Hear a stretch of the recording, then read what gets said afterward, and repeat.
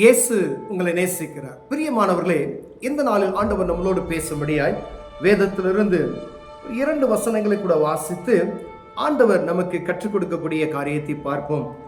அது 1 பேதுருவின் புஸ்தகம் 2வது அதிகாரம் 24, 25 வசனங்கள் இப்படியாக சொல்லப்படுகிறது.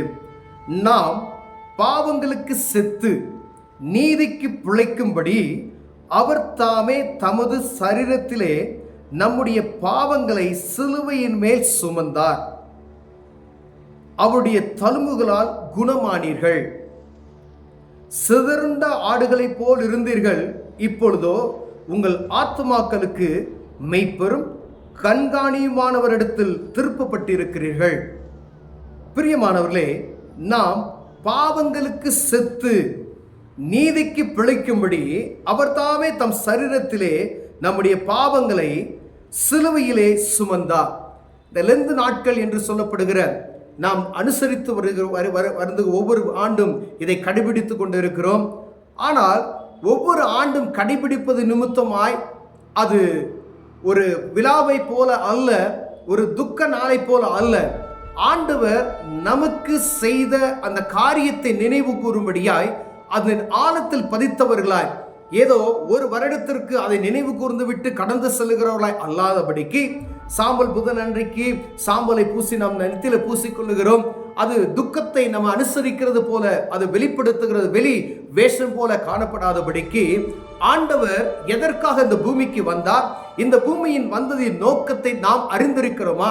ஒருவேளை கிறிஸ்தவர்கள் என்று நாம் பெயர் பெற்றிருந்தாலும், ஆனால் கிறிஸ்தவர்கள் என்பவர்களுக்கு என்ன அர்த்தம், எதற்காக அப்படி பெயர் வந்தப்பட்டது என்பதை நாம் புரிந்து கொள்ளும்படியாய் ஆண்டவர் விரும்புகிறார். பிரியமானவர்களே, நாம் பாவங்களுக்கு செத்து நீதிக்கு பிழைக்குவதற்காக ஒவ்வொரு தனிப்பட்ட ஒவ்வொரு மனிதனுடைய பாவத்துக்கு செத்து நீதிக்கு பிழைக்கும்படியாகவே ஆண்டவராகிய இயேசு கிறிஸ்து தமது சரீரத்தை, தம்முடைய பாவங்களை சிலுவையிலே சுமந்தார். யாருடைய பாவங்களை? மனுக்குலத்தின் பாவங்களை சிலுவையிலே சுமந்தார் என்று எழுதியிருக்கிறது. பிரியமானவர்களே, பாவியாய் இருந்த என்னுடைய பாவங்களுக்காய் அவர் சிலுவையில சுமந்தார்.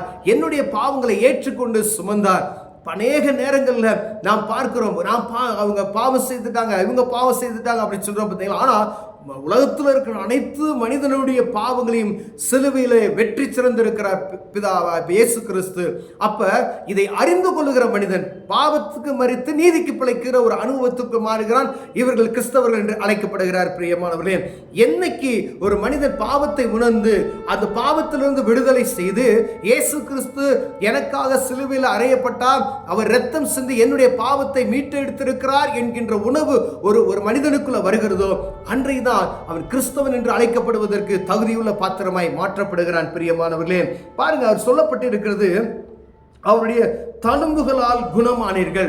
வியாதியினால் குணமானீர்கள் அப்படி அல்ல, அவருடைய தழும்புகளினால் பாவங்கள் அற நம்ம கழுவி குணப்படுத்தியிருக்கிறார். பிரியமானவரே, அவர் அடிக்கப்பட்டார், நொறுக்கப்பட்டார், அவமதிக்கப்பட்டார்.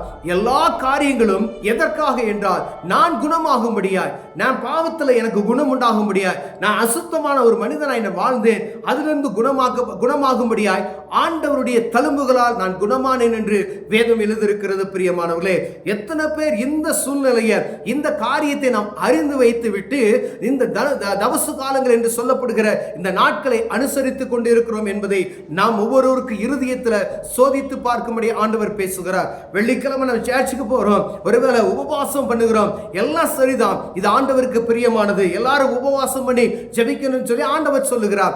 ஆனா உபவாசம் பண்ணி ஜெபித்து விட்டு ஒரு நாள் அனுபவம், 40 நாள் நாம் ஆண்டவர் சமூகத்தில், தேவ சமூகத்தில் நம்ம துக்கமாய் இருக்கிறது போல ஒரு காரியத்தை வெளிப்படுத்தி விட்டு என்னுடைய பாவத்தை கழுவுவதற்காக இயேசு கிறிஸ்து இந்த பூமிக்கு வந்தார் என்கிற அந்த நற்செய்தியை அறியாது இருப்போமேயானால் நம்மை போல பரிதபிக்கப்பட்டவர்கள் வேறு ஒருவர் இருக்க முடியாது. பிரியமானவர்களே, என்னுடைய பாவத்தை மன்னிப்பதற்காகவே இயேசு கிறிஸ்து சிலுவையில் அறையப்பட்டார்.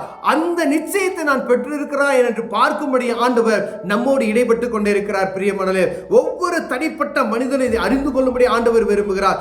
எந்த மதத்தின் மனிதனாக இருந்தாலும் சரி, உலகத்துல எந்த நாட்டு மனிதனாக இருந்தாலும் சரி, பூமியில மனுக்குலமாக படைக்கப்பட்ட ஒவ்வொரு மனிதனுக்காக இயேசு கிறிஸ்து சிலுவையில இரத்தம் சிந்தி நமக்காக பாவ மீட்பை பெற்றிருக்கிறார். பிரியமானவர்கள், எந்த மனிதன் அதை அறிந்து கொள்ளுகிறானோ அவனுக்கு மீட்பு உண்டு என்று வேதம் சொல்லுது.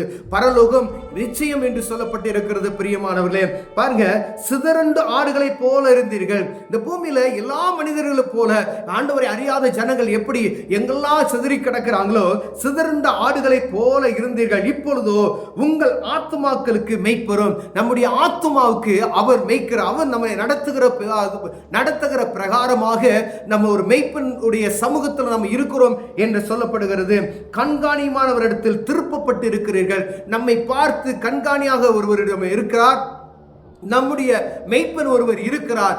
அவருடைய சத்தத்துக்கு செவி கொடுத்து அந்த பாதுகாக்கப்பட்ட மந்தையிலே நாம் இருக்கிறோமா என்று பார்க்கும்படி ஆண்டவர் விரும்புகிறார். பிரியமானவர்களே, நான் பாவ மன்னிப்பின் நிச்சயத்தை நான் பெற்றிருக்கிறா என்று பார்க்கும்படி ஆண்டவர் விரும்புகிறார். தவச காலங்களை அனுசரிக்கிறது பெரிய காரியம் அல்ல.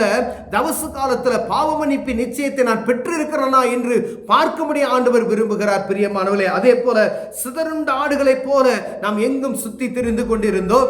இந்த இயேசு கிறிஸ்து எனக்காக மரித்தார் என்கின்ற செய்தியை, எனக்காக அடிக்கப்பட்டார் என்ற செய்தியை, எனக்காக இரத்தம் சிந்தினார் என்ற செய்தியை, எனக்காக மீண்டும் உயிரோடு வந்தார் என்ற செய்தியை அறிந்து அதன்படி நாம் செயல்படுகிறோமா? அதை என் வாழ்க்கையில் நான் கடைபிடித்திருக்கிறேனா? அந்த பாவ மன்னிப்பின் நிச்சயத்தை நான் பெற்றிருக்கிறேனா என்று பார்க்கும்படியாகவும், அதே போல ஒரு மெய்ப்பன் அந்த மெய்ப்பனுக்குள்ள கண்காணியானவருக்குள்ள நான் அடங்கி இருக்கிறேனா? நான் சிதறுண்ட ஆடுகளைப் போல இருந்தேன். என்னை நடத்துகிறவர் பரிசுத்த ஆவியானவர். அவர் சொல்லுகிற வழிகளை நான் நடக்கிறேன் என்பதை பார்க்கும்படியாய் நம்ம உள்ளத்துக்கு தெரியும். நான் ஆண்டவருடைய பிரசன்னத்துக்குள்ள நான் இருக்கிறேன். அவர் சொல்லுகிறபடி நான் நடக்கிறேன். இதை செய்யாத, இது போகாத, இதை பார்க்காத, இது அருவருப்பானது, இது ஆண்டவருக்கு விருப்பம் இல்லாது, இது அசுத்தமானது. பாருங்க, நான் பரிசுத்தர், ஆகையால் நீங்களும் பரிசுத்தமாயிருங்கள் என்று சொன்னாரே, அதே போல நாமும் நடந்து கொள்ளுகிறோமா என்று பார்க்கும்படியாக ஆண்டவர் நம்மளோடு இடைப்படுகிறார். பிரியமானவர்களே, இந்த லெந்து நாட்கள் என்று சொல்லப்படுகிற இந்த நாளில் நான் தனிப்பட்ட ஒவ்வொரு மனிதனையும் ஆண்டவர் விசேஷமாய் இந்த செய்தியை பார்க்கிற உங்களுக்கு ஆண்டவர் விசேஷித்தமாய் சொல்லுகிறது என்னவென்றால், பாவ மன்னிப்பின் நிச்சயத்தை பெற்றிருக்கிறீர்களா? ஒருவேளை நான் தவச காலத்தை மாத்திரம் அனுசரித்து விட்டு ஆலயத்துக்கு கடந்து சென்று விட்டு வந்துவிட்டு அது ஒரு பிரயோஜனம் இல்லை. பாவ மன்னிப்பின் நிச்சயத்தை நான் பெற்றிருக்கிறேன் என்று உங்களை நீங்களே சோதித்து ஆண்டவர் விரும்புகிறார். பிரியமானவர்களே, ஐயா, நான் பாவ மன்னிப்பின் நிச்சயத்தை பெற்றுக்கொண்டேன் என்பதற்கு என்ன அடையாளம் இருக்கிறது என்று நீங்க கேட்கலாம். பாவத்தை ஆண்டவர் சமூகத்தில், இயேசுவே என் பாவத்தை மன்னி என்னை குணமாக்கும் என்று நீங்கள் சொல்லுவீர்களானால், எப்படிப்பட்ட பாவத்தில் சிக்கி இருந்தாலும் சரி, எப்படிப்பட்ட அருவருப்பான ஒரு மனிதனாக இருந்தாலும் சரி, அவருடைய ரத்தம் கழுவி தூய்மையாய் நம்மை மாற்றும் என்று வேதம் எழுதியிருக்கிறது. பிரியமானவரே, அவர் தழும்புகளால் நாம் குணமாக்கப்படுகிறோம். மீண்டும் அந்த பாவத்திற்குள் கடந்து செல்லாதபடிக்கு, அருவருப்புகளுக்குள்ள கடந்து செல்லப்படாது, உலகத்தினுடைய இச்சைகளுக்கு நாம் கடந்து செல்லாதபடிக்கு நம்மை காத்துக்கொண்டு அந்த பரிசுத்தம் கண்காணியானவருக்குள்ள நாம் அடங்கி இருப்போம். நம்மை காத்து வழிநடத்த ஆண்டவர் வல்லமையுள்ளவராக இருக்கிறார். ஒருவேளை இந்த பாவ மன்னிப்பின் நிச்சயத்தை நம்ம பெறலனா, இந்த நெந்து நாட்கள் என்று சொல்லப்படுகின்ற நாள்ல, இயேசுவே என் பாவத்தை மன்னிங்க, எனக்காக இரத்தம் சிந்தி என்னுடைய பாவத்தை கழுவி சுத்தப்படுத்தி விளைக்கரையை கொடுத்து மீட்டு இருக்கிறீங்க என்று சொல்லுவீர்களானால், ஆண்டவர் உங்களை ஆசீர்வதித்து உங்களை குணமாக்க வல்லமையுள்ளவராக இருக்கிறார். கண்களை மூடுவோம், ஜெபம் செய்வோம். அன்பின் தகப்பனே, ஆண்டவரே, பாவ மன்னிப்பின் நிச்சயத்தை பெற்றுக்கொள்வதற்கு கிருபை பாராட்டுங்க. ஆண்டவரே, நாங்கள் அனுசரிக்கிறோம், ஆனால் பாவ மன்னிப்பு நிச்சயத்தை பெற்றுக்கொள்ளாமல் இருக்கிறோம். அதற்கான எங்களுக்கு கிருபையை தாங்க நான் ஜெபிக்கிறேன். இயேசுவின் நாமத்தில் பிதாவே, ஆமென்.